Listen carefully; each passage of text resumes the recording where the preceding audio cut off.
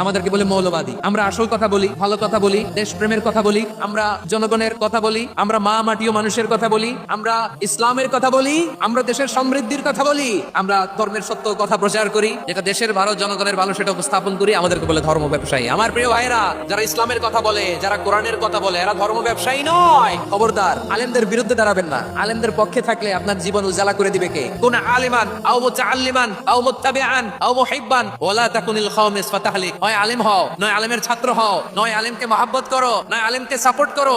এই চারটা করো, 5 নাম্বার হয়ো না, আলেম বিদ্বেষী হয়ো না, তাহলে দুনিয়াও শেষ, আখিরাতও শেষ। চিল্লায় বলো ঠিক কিনা? খবরদার, নিজেকে ইসলামের বিরুদ্ধে দাঁড় করাবেন না। এদেশের আসল পরিচয় ইসলাম। এদেশের আসল পরিচয় কি? আওয়াজ করে বলতে হবে, এদেশের আসল পরিচয় আমার নবীরে কাফিরেরা যেমনি গালি দিত, এই যুগে আমাদেরকেও গালি দেয় এমন কিছু লোক আছে না নাই?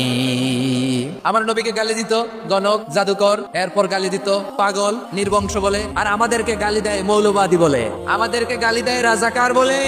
আর রাজাকার শব্দটা তো এখন একটা অ্যাওয়ার্ড হয়ে গেছে, অ্যাওয়ার্ড। সুবহানাল্লাহ, সুবহানাল্লাহ। পরিস্থিতি পাল্টে দিতে আল্লাহর সময় লাগে না। চিল্লায় বলেন ঠিক কিনা?